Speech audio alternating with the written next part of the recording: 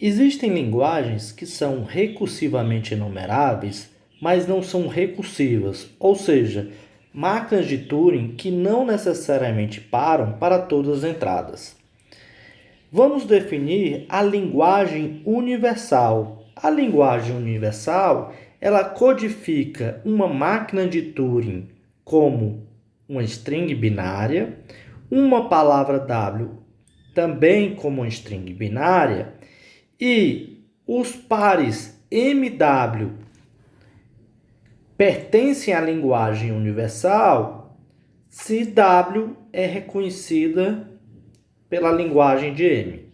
Ou seja, todos os pares que tem M e o W que pertence a essa linguagem. Então, a nossa linguagem universal, ela recebe máquinas de Turing e palavras que são reconhecidas pela linguagem da máquina de Turing, na nossa codificação em binário.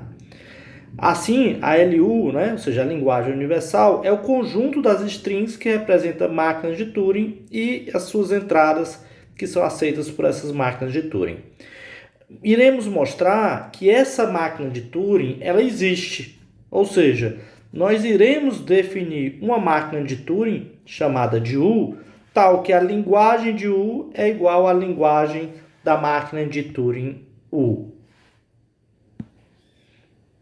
Para descrever essa máquina de Turing, nós iremos considerar um modelo de máquina de Turing com 3 fitas. Na primeira fita, nós iremos representar a máquina de Turing e a palavra W conforme a codificação binária que apresentamos anteriormente. A segunda fita será utilizada para guardar a fita simulada da máquina de Turing M, usando a mesma forma de codificação de M. Ou seja, para cada símbolo XI da máquina MI, eu vou representar ele por um conjunto, por uma sequência de zeros Is. E cada símbolo eu vou separar eles por um dígito 1. Ou seja, se a gente tomar a palavra 0110, a gente vai codificar cada uma dessas entradas na representação de zeros. Lembrando que o x1 é o zero, portanto, o zero vai ser só um zerinho. O 1 é codificado, que é o x2, como 2 zeros. E, eventualmente, se eu tivesse o branco, com 3 zeros. Então, a palavra 0110 vai ser codificada com 0, depois 2 zeros representando esse segundo 1, outros 2 zeros representando esse outro 1 e um 0 representando este último 0. Todos eles separados por um 1, para eu poder saber quando começa e quando termina o meu símbolo de entrada.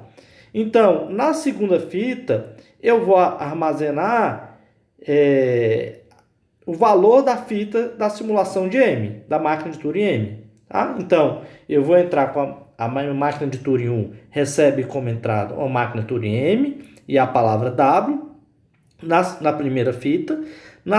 Na codificação em binário, Na segunda fita, eu vou ter a representação da fita, de M, certo? Da máquina que eu quero simular nessa nossa codificação em binário.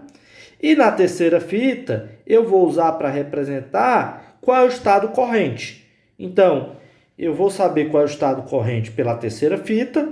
Cada estado QK, o estado corrente QK, eu vou representar ele por 0Ks, tá? Pela representação dele, pela enumeração que a gente fez. E o conteúdo da fita de M vai estar simulado na segunda fita. Então, recapitulando, primeira fita tem a codificação da máquina de Turing M e a palavra W. A segunda fita tem a fita, da máquina de Turing M, que está sendo simulado, e a terceira, o estado corrente. Bem, se a gente fosse fazer uma representação gráfica, seria da seguinte forma, Eu teria minha estrutura de controle, com 3 cabeças de fita, né? Porque são 3 fitas. Na primeira, né, eu coloco a minha máquina de Turing, lembrando, na máquina de Turing, cada transição eu represento como C1, C2, se eu tenho N transições, separo entre elas, né, com um, e ao final eu coloco a minha palavra W, separando ela com 3 uns. Tá? Então, assim a gente codifica aqui a máquina de Turing, né, M, e aqui a minha palavra W, separado por 3 uns. Na segunda fita, o que eu faço? Eu vou representar a minha palavra W usando aquela nossa codificação, certo? Onde eu vou separar cada símbolo por um e a representação do XI é o número de ocorrências de zeros, né? Aqui o 1 zero é o 0, 2 zeros é o 1 e por aí em diante. E na terceira fita, né, eu represento o estado corrente. Aqui seria o Q2. Né? Então, nossa máquina de Turing tem essas 3 fitas e as 3 fitas, cada um tem uma cabeça da fita, né? A primeira fita aponta para o início da C1, a segunda para o início aqui da minha palavra e a terceira para o início do meu estado, da representação do meu estado. Bem, a operação da máquina universal, ela segue os seguintes passos. Primeiro passo, eu irei verificar se a máquina de Turing M está codificado de forma legítima, ou seja, de forma correta, seguindo aqueles nosso algoritmo de codificação. Então, o que eu faço? Eu percorro da esquerda para a direita, vendo, né, se a máquina M que foi passada, ela atende às regras que a gente definiu na codificação. Se por um acaso ela não seguir essa codificação, o que a minha máquina de Turing faz? Ela simplesmente, a máquina universal, ela vai parar e não vai aceitar a palavra nenhuma, certo? Ele simplesmente para e não aceita.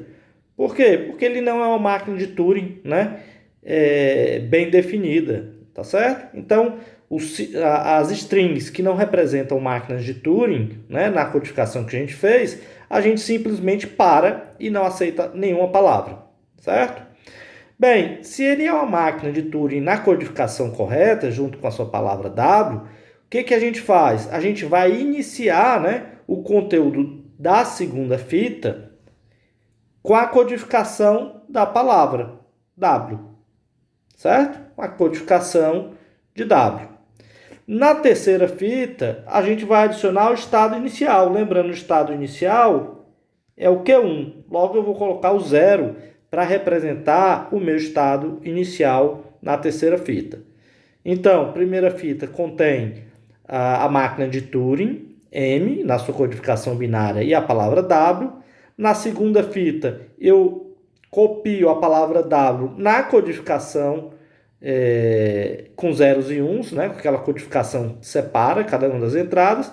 E na terceira eu boto o estado inicial, que é o 0. Bem, quarto passo, eu tenho que simular o comportamento da minha máquina de Turing M. Ora, como é que eu faço para simular o comportamento da minha máquina de Turing M?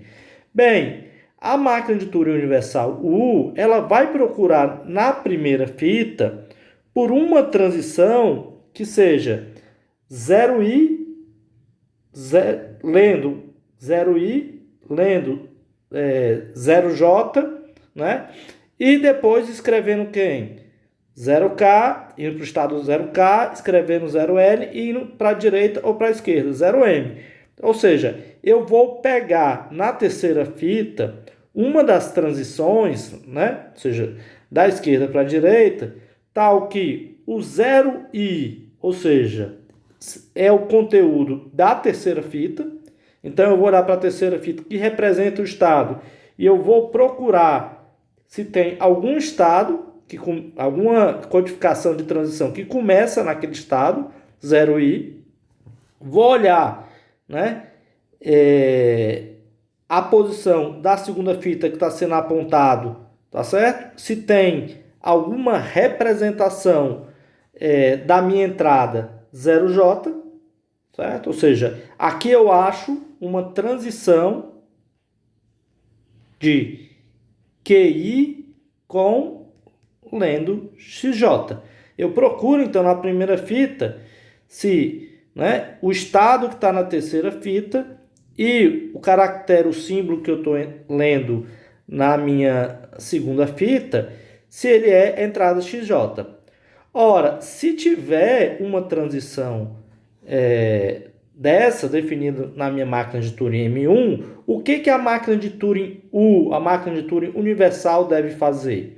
Bem, ela deve atualizar o conteúdo da terceira fita para o estado 0K. Ou seja, eu vou sair do 0i, substituir o 0i na terceira fita por quem? Pelo 0K.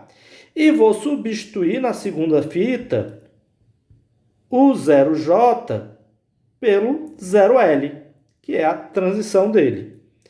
E por fim, eu vou mover a segunda fita para o próximo à esquerda ou à direita, a depender se o M é 1 ou 2. Se a gente tivesse aqui uma representação gráfica, um exemplo, eu tenho uma máquina de Turing, né, codificada em binária, depois eu tenho a minha palavra W, tá? O que eu fiz aqui? Eu representei, né, essa palavra W, né, naquela codificação que a gente deu, e eu estou dizendo, né, que eu estou lendo 0J, ou seja, o símbolo XJ, e eu estou no estado QI. Então, se eu tenho um movimento que vai para o QK, escrevendo XL e indo para D1, que é a esquerda, o que acontece? Né? Eu tenho essa transição, ó, 0I para lendo 0J, eu vou fazer o quê? Ir para o estado QK, né? Escrevendo XL e indo fazendo um movimento aqui para a direita ou para a esquerda. Tá? Então, o que eu faço? Né? Eu simplesmente vou substituir o meu estado, que era 0i na terceira fita, para 0K, que era o primeiro passo do meu algoritmo. Eu vou substituir o 0J por 0L. E no nosso exemplo aqui, como eu vou para a esquerda, então ao invés de apontar para cá, eu vou apontar para onde? Vou mover a cabeça da segunda fita para o caractere anterior, ou seja, para um anterior a ele. Então, uma transição, né, na minha máquina de Turing M será simulada na minha máquina de Turing U dessa forma.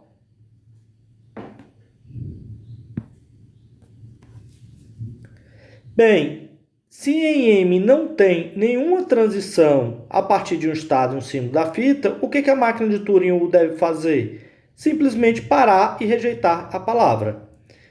Se M entrar em um estado de aceitação, ou seja, se a minha máquina de Turing chegou no estado de aceitação, o que eu tenho que fazer? Eu tenho que aceitar a palavra. Ou seja, quando a máquina de Turing M entra no estado de aceitação, a máquina universal também aceita aquela palavra. E assim eu tenho que a minha máquina de Turing universal U, ela simula a máquina de Turing M sobre a palavra W, de tal forma que a máquina universal vai aceitar a codificação da máquina de Turing M e da palavra W, se somente se a máquina M aceita W, ou seja, se W pertence a L de M. Bem, assim a gente mostra que existe uma máquina de Turing para a linguagem universal, que é a U. A pergunta agora é, será se essa máquina de Turing U, ela sempre para? Ou seja, ela é decidível? Bem, suponha que essa linguagem seja recursiva, ou seja, ela seja decidível. Bem, sabemos que se uma linguagem U é decidível, a linguagem complemento dela também é decidível, ou seja, também é recursiva. Bem, que a gente vai fazer agora? Nós iremos utilizar a máquina de Turing, o barra, ou seja, a máquina de Turing que inverte os valores da máquina de Turing U, ou seja, quando ela aceita, ela rejeita, e quando ela rejeita, ela aceita, para decidir a palavra W seguida de W. Ou seja, eu vou fazer uma máquina de Turing, fazer uma redução que recebe uma palavra W como entrada, eu vou copiar essa palavra W de forma a ter a palavra W, 3 uns, né? W, onde o W aqui é a primeira máquina de Turing, e a segunda aqui é a entrada, né? De forma que, se eu tenho, né, essa máquina de Turing, se ela é decidível, certo? Eu vou dar ela como entrada para a minha máquina de Turing, né? O barra, certo? Ou seja, para a máquina de Turing que representa a minha linguagem complemento, e se ela for decidível, né? Então ela vai aceitar ou vai rejeitar. O que eu faço? Se ele aceitar, eu aceito a palavra e eu rejeito, caso contrário. O que eu estou fazendo aqui? Eu estou reconhecendo quando uma palavra W não pertence à linguagem de quem? De MJ. Porque aqui é a própria, MI.